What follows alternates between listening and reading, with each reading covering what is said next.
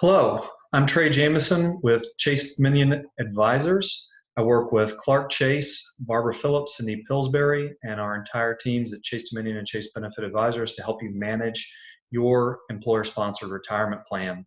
The reason for this video today is in regards to the CARES Act that was recently passed and how it affects your defined contribution retirement plan, 401k, profit sharing type retirement plans. We'll talk about the optional features as well as the automatic features associated with the Act and what you need to do in order to move forward with amending your plan in any way for your participants. So let's talk about the automatic provisions first, which is the waiver of required minimum distributions for the 2020 calendar year. Then we'll discuss qualification for participants to take advantage of optional provisions, as well as what those optional provisions are for coronavirus-related distributions from the plan and increased loan limits and loan repayment flexibility. Required minimum distributions are suspended for the 2020 calendar year. If you have participants who have already taken their 2020 required minimum distribution at this point in the year, we are happy to have a discussion with you about how they may be able to return those distributions to the plan if they so choose. If you have participants who need the money that they live off of for required minimum distributions, either those who are over the age of 72 or beneficiaries of another's account, they can still receive distributions. They will just not be deemed required minimum distributions. Let's talk about the optional provisions and who qualifies. First, anyone who is diagnosed with COVID-19 or if their spouse or dependent is diagnosed. Additionally, anyone who experiences adverse financial consequences as a result of being quarantined, furloughed, laid off, having reduced work hours, being unable to work due to lack of child care, and other factors that may be determined by the Treasury Secretary.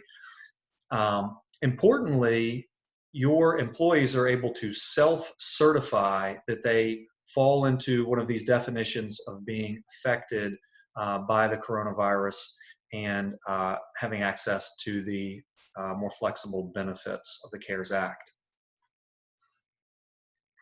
Coronavirus-related distributions, or CRDs as they are described, essentially is just a waiver of the early hardship withdrawal penalty of 10% that is typically assessed to a withdrawal prior to age 59 and a half.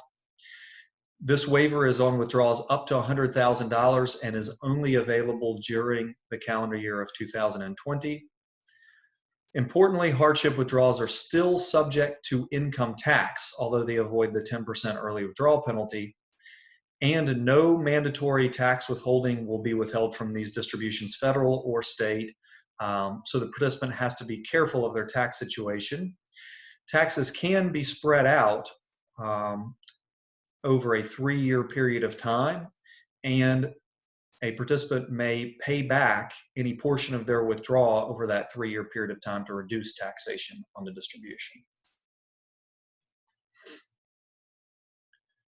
Plan loans, the limits have been increased for a limited period of time. Previous limits were up to 50% of an individual's vested account balance, or $50,000, whichever was greater. Whichever was less. Now those limits have changed to people who are affected by coronavirus to up to 100% of the vested account balance, or $100,000, whichever is less. These loans are only available, these increased loan limits are only available for 6 months from the passage of the Act. So we believe up until September 27th of 2020. Additionally, either participants who have taken out new loans or have existing loans are able to, in essence, skip loan payments for up to 1 year's period of time, to be requested at any point during the 2020 calendar year. Sponsors have the option of choosing to adopt the more flexible loan and distribution provisions for those affected by coronavirus.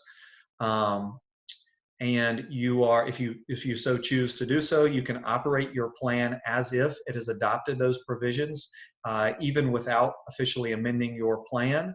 In fact, plan amendments for these changes are not even available at this time because the act was just passed. And you are able to delay amendment of your plan to as late as the end of your plan year in 2022. So for most plans, the end of 2022. Having said that, it is likely that we will help you amend your plan prior to then. We understand that there may be implications for your company and your plan that you're considering. If you are in the unfortunate circumstance of thinking about furloughing, laying off, or terminating part of your workforce, please discuss that with us to determine if that's considered a partial plan termination. Additionally, it's important that we distinguish between furloughed versus laid off or terminated in the fact that any employee who is considered to be likely to return to work with your company at any point in the future would have access to these CARES Act provisions.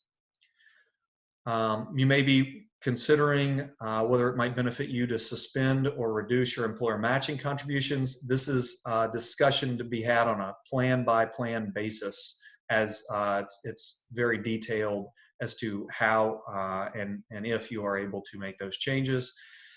Any employee contributions withheld from payroll must be remitted to the plan on a timely basis. And this brings me to a point that's always been very important for plans, and all rules associated with your plan, other than the changes that I have just described, are really still in place today and moving forward. So thank you for your time in that. I will just let you all know that we've had discussions with several plan sponsors regarding the CARES Act, and in general, what we have found is that plan sponsors are likely to offer all of the available CARES Act provisions to their participants. We think this is good and would recommend that. Many Americans are facing very difficult financial times right now. This act is just designed to get additional funding into the hands of those people who need it most. And whether it be your employee, their spouse, their dependent, if someone is affected by this, we certainly think that the funds being available would be a benefit. Additionally, it could be seen as bad, quote unquote, PR for a company to not allow these provisions to their employees if their employees have seen this as available within the news. Our third-party administration firm is going to treat this as an opt-out scenario with a communication sent out, and if you choose for your plan to not take part in any of the CARES Act provisions that are offered, we need to hear from you so that we can customize your plan amendment to that. Please contact us at any time with any questions. We greatly appreciate you taking the time to listen to this video, and we appreciate your business. Our thoughts are with you in this extremely difficult time for everyone in America, as well as small businesses. Thanks again. Take care.